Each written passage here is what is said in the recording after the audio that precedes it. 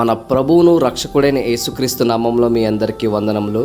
ఈరోజు మనం క్రీస్తును ద్వేషించిన వ్యక్తి, బైబిల్ గ్రంథాన్ని చించి కాల్చేసిన వ్యక్తి సాధు సుందర్ సింగ్ ఎలా క్రీస్తు వైపు తిరిగాడో తెలుసుకుందాం. సాధు సుందర్ సింగ్ 1889 సెప్టెంబర్ 3వ తేదీన పంజాబ్లోని రాంపూర్ అనే గ్రామంలో మత వైరాగ్యంతో నిండిన సిక్కు కులం నందు పుట్టెను. ఆయన తండ్రి పాటియాల సంస్థానమందున్న రాంపురమను పట్నమందు ప్రసిద్ధిగాంచిన సర్దార్ షేక్ సింగ్ అను ధనవంతుడైన ఒక భూస్వామి. సాధు సుందర్ సింగ్కు 7 ఏండ్ల వాడైనప్పుడు సంస్కృతంలో భగవద్గీతను వల్లించెను. క్రైస్తవ పాఠశాలలో చదువుచున్నప్పటికీ ఈయన తన సిక్కు మత వైరంగంతో నిండి ఉండెను. మతాభిమానంచే ఆ పాఠశాలలో క్రీస్తును ద్వేషించి ఇతర బాలురకు నాయకుడాయను. క్రైస్తవ పాఠశాలలో సుందర్ సింగ్కు ఇచ్చిన బైబిల్ గ్రంథాన్ని అతడు చించి కాల్చివేశాను. అయితే బైబిల్ను కాల్చిన దినము నుండి అతని హృదయంలో గొప్ప కలవరం కలిగెను. నిజదేవుని తెలుసుకోవాలనే తృష్ణ ఆయనలో బయలుదేరును. ఒక తెల్లవారుజామున లేచి చన్నీటి స్నానం చేసి గదిలోనికి వెళ్ళి తనకు తెలిసిన దేవుళ్ళన్నిటినీ పేరట ప్రార్థించుట మొదలుపెట్టెను. తనకు ఏ దేవుడు కనిపించకపోగా, తన ప్రార్థనకు జవాబు రాకపోగా విసిగిన సుందర్ సింగ్ రైలు పట్టాల మీద పరుండి ఆత్మహత్య చేసుకొనదలిచెను. కానీ చివరగా అసలు దేవుడంటూ ఒక్కడుంటే నాకు కనిపించమని పట్టుదలతో ప్రార్థించెను. అప్పుడు గది ప్రకాశమైన వెలుగుతో నిండెను. ప్రభు అయిన యేసు యొక్క మహిమగల ముఖమును కనిపించెను. మేకులతో గాయపరచబడిన తన హస్తము చాచి, ప్రియుడా, నీ కొరకు నా ప్రాణం పెట్టి తిని నన్నెందుకు హింసించెదవు అన్న ప్రభు మాటలు వినెను.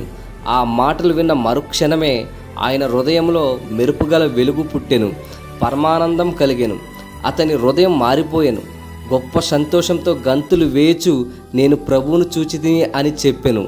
నేను యేసు ప్రభును చూచితిని అనుచు పట్టలేని సంతోషంతో గంతులు వేచు గదిలో నుండి బయటకు వచ్చిన సుందర్ సింగ్ను చూసిన అతని తండ్రి ఆశ్చర్యపడి, 3 దినముల క్రితమే కదా నీవు బైబిల్ని కాల్చితివి, మరిప్పుడు నీవు చేయుచున్నది ఏమి అని సుందర్ సింగ్ను అడగగా, సుందర్ సింగ్, నేను యేసుప్రభును చూచితిని, నా హృదయంలో గొప్ప సమాధానం పొందితిని, నేను ఇక మీదట ఆయన బిడ్డగా జీవించేదని అనెను.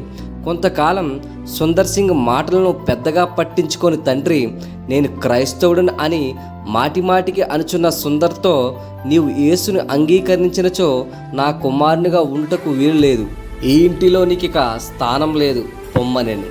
పరలోకపు తండ్రి యందు విశ్వాసముంచిన సుందర్ సింగ్ ఇల్లు వదిలిపెట్టి క్రీస్తు సాక్షిగా ఉండుటకు బయలుదేరిను. ఒకరోజు సుందర్ సింగ్ తల్లిదండ్రులు వీడెక్కడున్నను ఫలానా వారి కుమారుడని అర్పించుకొని, మాకు మా కులం వారికి సిగ్గు తెచ్చిననుకొని వీడు చచ్చుటే మేలని తలంచి సుందర్ సింగ్కు ప్రేమతో పిలిచి విషం కలిపిన ఆహారం పెట్టిరి. ఆ ఆహారం భుజించిన సుందర్ సింగ్ ఒక ఫాదర్ గారి ఇంటి దగ్గరకు వెళ్ళగా అక్కడ స్పృహ తప్పి పడిపోయాను. వెంటనే ఆ ఫాదర్ గారు సుందర్ సింగ్ను తన గృహంలోనికి చేర్చుకొని ప్రార్థన చేయగా ఆ విషము విరిగిపోయెను. ఆ విష ప్రభావం నుండి పూర్తిగా కోలుకొని స్వస్థత పొందెను. తరువాత సుందర్ సింగ్ తన 16వ ఏట బహిరంగంగా క్రీస్తును అంగీకరించి బాప్తీసం పొందెను. ఎన్ని శ్రమలు శోధనలు వచ్చినప్పటికీ యేసుని వెంబడించుటలో వెనుదీయని సుందర్ సింగ్ ముందుకే కొనసాగుచు క్రీస్తుని గురించి సాక్ష్యమిచ్చుచుండెను. అతనిని ఏదో రీతిగా వెనకకు లాగవలనని ప్రయాసపడిన సుందర్ బంధువులు ఒకరోజు సుందర్ సింగ్తో ప్రేమగా మాట్లాడి తన ఇంటికి తీసుకుని వెళ్ళి తన ఆస్తి వివరాలని వివరంగా తెలియజేసి తన యొద్దనున్న వెండి బంగారములన్నీ చూపించి, ఈ ఆస్తి అంతా నీకే, ఈ వెండి బంగారాలన్నీ నీకే ఇస్తాను, అయితే నీవు చేయవలసిందేమిటంటే యేసుక్రీస్తుని విడిచిపెట్టు, మరలా మన సిక్కు కులమును వెంబడించు అనెను. అందుకు సుందర్ సింగ్ చిరునవ్వుతో, నీ ఆస్తి నీవే ఉంచుకో, నీ వెండి బంగారములు నాకక్కర్లేదు, ఈ అల్పమైన వాటి కొరకు అత్యున్నతమైన దేవుని ఆయన ఇచ్చు పరలోక రాజ్యమును నేనెలాగూ పోగొట్టుకుందును? క్రీస్తు ఉండగా నాకు ఈ లోకంలోనేదియు అక్కర్లేదు. అని ముందుకు సాగిపోయిను.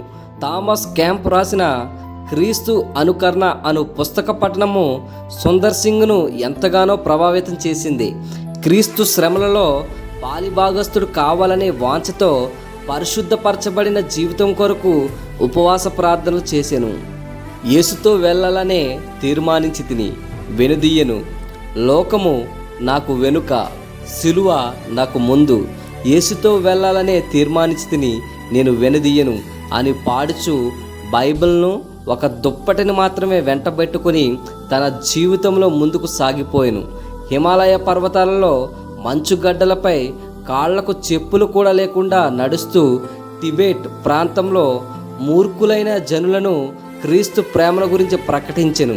సువార్త సేవలో ఎన్నో కష్టములను, ఎదిరింపులను, శ్రమలను, చివరికి అనేక సార్లు ప్రాణాపాయమును కలిగినను యేసువైపు చూచుచు ముందుకే సాగెను. ఈ సుందర్ సింగ్ ఒకసారి నీరు లేని ఒక పాడుబడిన బావిలో పడవేయబడినప్పటికీ ప్రభువు మరణం నుండి అతనిని ఆశ్చర్యంగా తప్పించెను.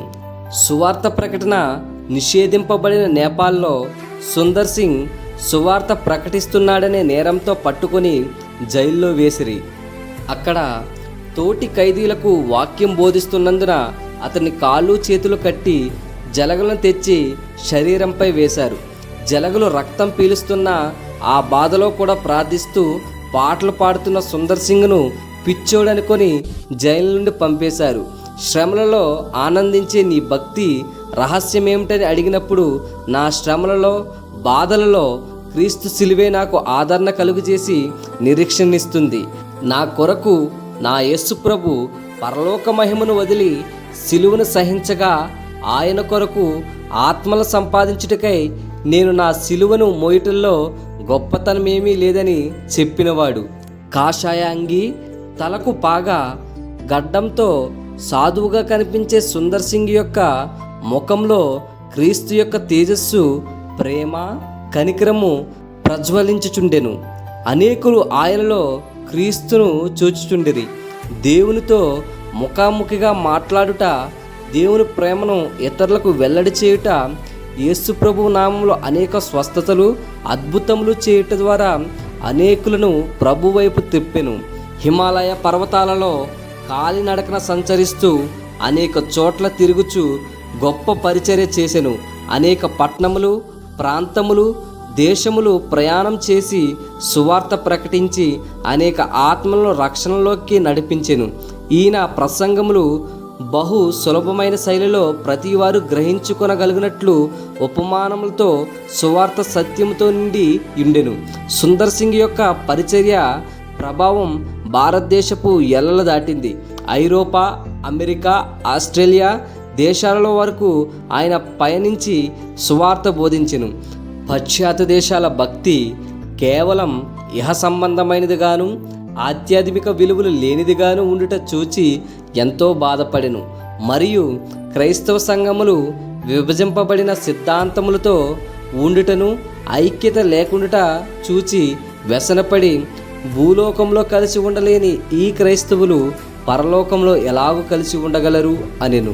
సువార్త ద్వారములు ముయ్యబడిన టిబెట్ దేశములలో సువార్త ప్రకటించుటకు కాలినడకన హిమాలయ కొండలలో ప్రయాణం చేసి అచ్చటి బౌద్ధ మతస్థులకు సువార్తను ప్రకటించుటకు భారం కలిగిన సుందర్ సింగ్ అనేక సార్లు వ్యాధిగ్రస్తుడాయను. ఒకసారి ఇంచుమించు 3 సంవత్సరములు సిమ్లా కొండలలో విశ్రాంతి తీసుకోవలసిన పరిస్థితి ఏర్పడగా ఆ సమయంలో కొన్ని పుస్తకములు వ్రాసెను. అవి నేటికిని అనేకులకు ఆశీర్వాదకరంగా ఉన్నవి. చివరికి టిబెట్కు ఒంటరిగా కాలినడకన ప్రయాణమైన సుందర్ సింగ్ మరలా తిరిగి రాలేదు. ఒకవేళ తాను వెళ్ళదలుచుకున్న ప్రాంతానికి వెళ్ళి అక్కడ సువార్త విరోధుల చేతుల్లో హతసాక్షి అయినో, లేక మార్గంలో చనిపోతే దేవుడు మోషే సమాధి చేసినట్లు ఆయనను సమాధి చేసినో, లేక నా రాకడ వరకు అతడు మరణం చూడడు అన్నట్లు ఆ హిమాలయ కొండలలో ఏదో ఒక ప్రాంతంలో విజ్ఞాపన చేయొచ్చు ఉండెనో మన మెరుగము.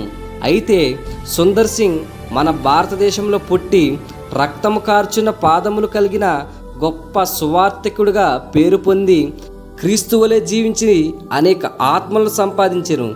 క్రీస్తును లోకానికి ప్రకటించడే నా ధ్యేయం అన్న సుందర్ సింగ్ సువార్త కొరకే చివరి వరకు పయనించెను.